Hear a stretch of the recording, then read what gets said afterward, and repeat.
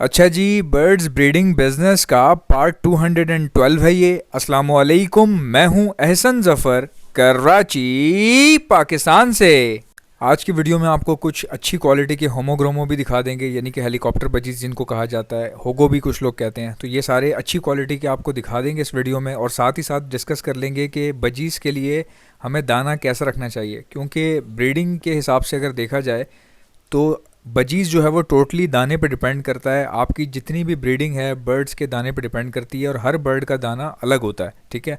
अब जो चीज़ आप लव बर्ड्स को डाल रहे हैं वही चीज़ अगर आप बजरी को डालेंगे तो बजरी आपके पास ख़राब हो जाएंगे। जो चीज़ आप कॉकटेल को डाल रहे हैं वो अगर आप बजीज़ को डालेंगे तो हो सकता है कि बजीज़ थोड़ा बहुत अच्छे से परफॉर्म ना करें आपके पास। मैं आज आपको बताऊंगा कि बजीज़ को कौन सा दाना देना चाहिए और कौन सा दाना देने से ज़्यादा ब्रीड आती है और अच्छी ब्रीड आती है, और आपके बजीज़ कभी मरेंगे नहीं, ना उनमें कोई प्रॉब्लम आएगी ना उनमें कोई बीमारी आएगी।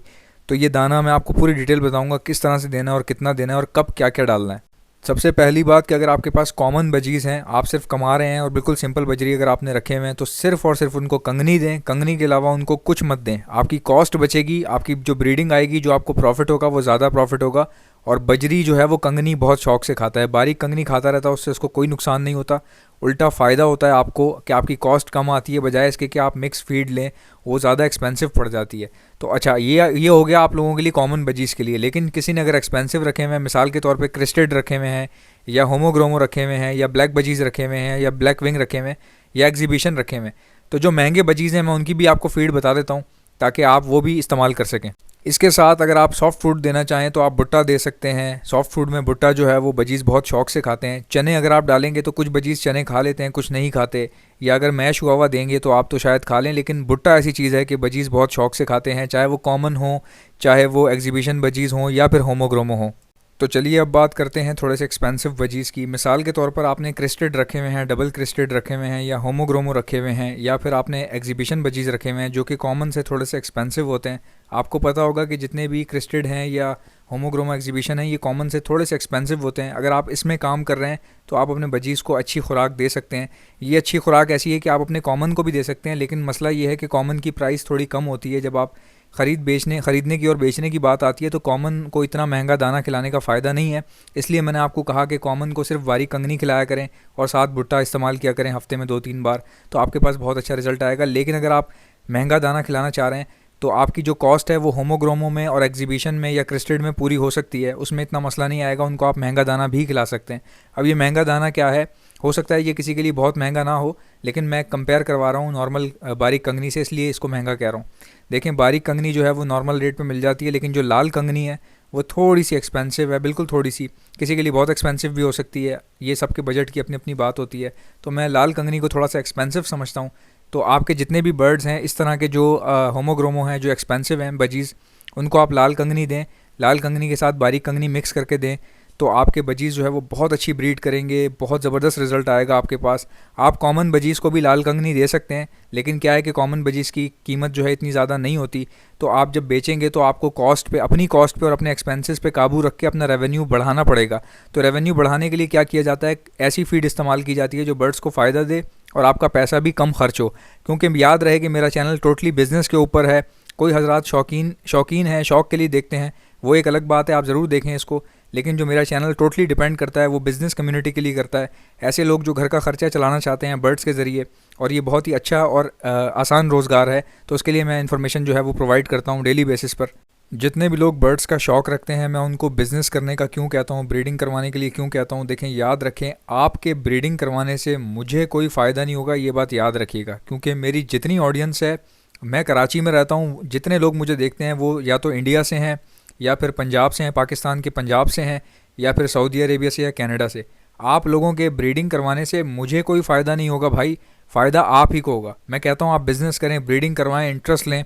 अगर आप पैसा कमाना चाहते हैं, अगर आप मिडिल क्लास फैमिली से बिलोंग करते हैं, अगर आपके पास ज़रिया माश कोई इतना अच्छा ज़्यादा नहीं है, या अगर आपके पास जॉब का प्रॉब्लम है, या आप जॉब कर के तंग आ चुके हैं, कुछ बिज़नेस करना चाहते हैं, लाइफ में आगे बढ़ना चाहते हैं, तो परिंदों से ज़्यादा अच्छा बिज़नेस किसी चीज़ का हो ही नहीं सकता।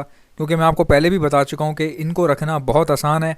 क्योंकि आप इनको रखेंगे, जब ब्रीड करवाएंगे तो ब्रीड इन्होंने करनी है, अंडों पर इन्होंने बैठना है, बच्चों को इन्होंने पालना है। आप अपने दुनिया भर के काम भी कर सकते हैं, साथ ही साथ ये बिज़नेस खुद ब खुद चलता रहेगा। सिर्फ आपने पूरे दिन में सिर्फ एक टाइम निकाल के ख्याल रखना होता है, दाना पानी करना होता है, बस बिज़नेस अपने आप चलेगा। तो ये वो वजहें हैं जिसकी वजह से मैं कहता हूँ कि आप इसमें इन्वॉल्व हों अगर आप पैसा कमाना चाहते हैं, अगर आप आगे बढ़ना चाहते हैं लाइफ में। क्योंकि लोग जॉब कर कर के तंग आ चुके हैं, जॉब एक तो मिलती नहीं है, 25-25 हज़ार रुपये की जॉब मिल रही है लोगों को, पढ़े लिखे लोग जिन्होंने बेचारों ने MBA किया हुआ है, 25 हज़ार रुपये सैलरी मिल रही है, कुछ लोग तो 20 पे काम कर रहे हैं। तो अब आप अंदाज़ा लगाएं कि आप अगर जॉब ही करते रहेंगे तो आपकी आधी ज़िंदगी इसी जॉब में ख़त्म हो जाएगी।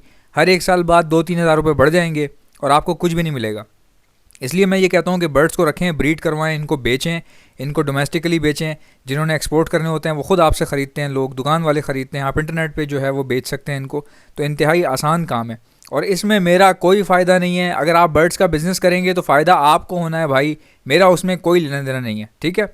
मैं आप लोगों को सिर्फ नॉलेज प्रोवाइड करता हूँ ताकि आप लोगों को आसानी हो जाए। बजीज़ बहुत बेस्ट हैं उन ख़वातीन के लिए जो हाउस वाइफ्स हैं, जिनके हस्बैंड जॉब पर चले जाते हैं और वो उनके हस्बैंड की 25 हज़ार तनख्वाह है, 30 हज़ार है, 35 हज़ार है, अगर 50 भी है तो भी कम है। क्योंकि बच्चों के साथ किसी के 2 बच्चे भी हों तो गुजारा करना मुश्किल हो जाता है। क्योंकि 20-20 हज़ार रुपये यहाँ कराची में लोग घर का किराया दे रहे हैं, 20 हज़ार रुपये सिर्फ किराया दे रहे हैं, फिर कम से कम मरे से मरा बिल 7-8 हज़ार रुपये बिजली का बिल आ जाता है। अब बंदा बच्चों की वैन की फ़ीस दे स्कूल की, या स्कूल की फ़ीस दे, या किताबों के पैसे खर्च करे, तो बहुत मुश्किल है आज के दौर में गुजारा करना। आप जो जॉब कर रहे हैं वो करते रहें, कभी मत छोड़ें, क्योंकि जॉब बहुत ज़रूरी होती है। लेकिन जॉब के साथ साथ अपने घर पे ये अपना सेटअप लगा लें, ब्रीडिंग सेटअप, ये ख़ुद चलेगा। तो आप जॉब भी करते रहेंगे, वहाँ से आपको तनख्वाह मिलती रहेगी और यहाँ से आपके ब्रीडिंग सेटअप से आपको थोड़े बहुत पैसे आने लग जाएंगे।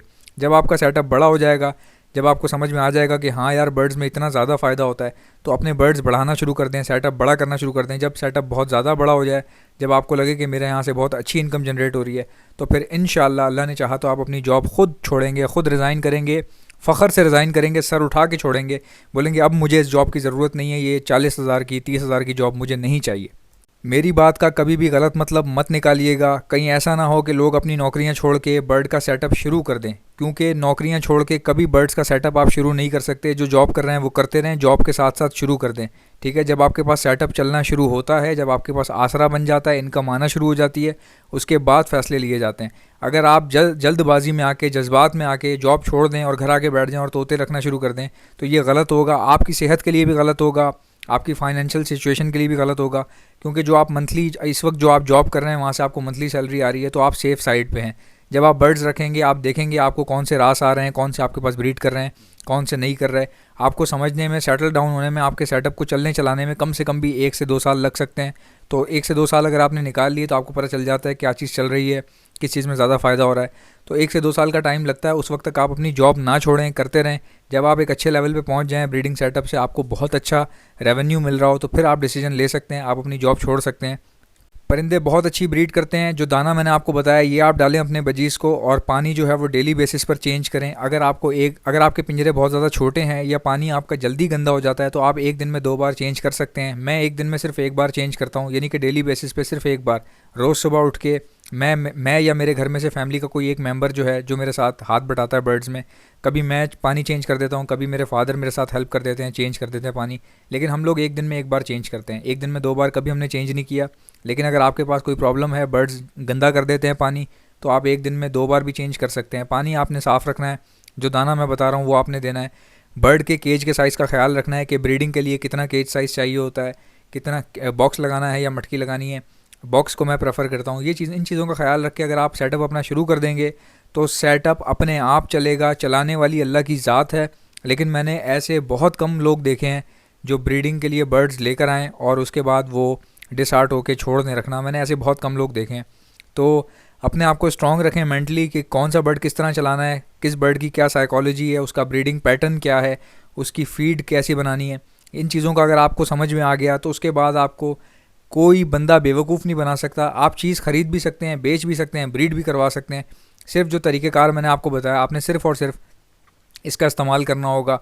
आई होप कि मेरी वीडियोस आपको अच्छी लगती होंगी, आपको हेल्प मिलती होगी। तो मेरी वीडियोस को लाइक कर दिया करें। अगर आप मेरे चैनल पर नए हैं तो मेरे चैनल को सब्सक्राइब कर लिया करें, क्योंकि कब तक आप ऐसे स्क्रॉल करते हुए ही मुझे मिलते रहेंगे। अगर आप सब्सक्राइब कर लेंगे तो मेरा आपसे एक रिलेशन बन जाएगा। आप मुझे मेरे व्हाट्सएप पर भी कॉन्टैक्ट कर सकते हैं, आप मेरे फेसबुक पेज पर भी मुझे ज्वाइन कर सकते हैं।